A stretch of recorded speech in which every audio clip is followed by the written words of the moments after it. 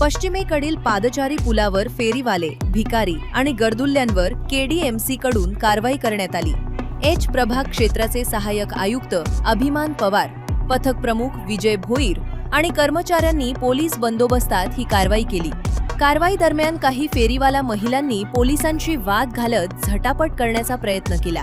महापालिका कर्मचाऱ्यांनी पादचारी पुलावरील फेरीवाल्यांचा माल जप्त केलाय।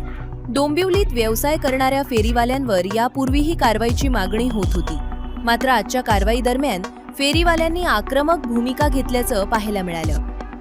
नागरिकांची कल्याण पश्चिमच्या डोंबिवली पश्चिमच्या नागरिकांची तक्रार होती आणि आम्ही स्वतः व्हिजिट मारल्यानंतर या ठिकाणी प्रत्यक्ष पाहणी दरम्यान असं आढळून आलं की गर्दुल्ल्यांकडनं कचरा केला जातोय, घाण केली जाते, नागरिकांना चालायला जागा नसते। त्यामुळे आज आम्ही पोलीस विभागामार्फत आणि महापालिकेच्या मार्फत आम्ही एकत्रित कारवाई केली। महिला पोलीस घेतले सोबत आणि आज कारवाई केली। आणि कारवाई दरम्यान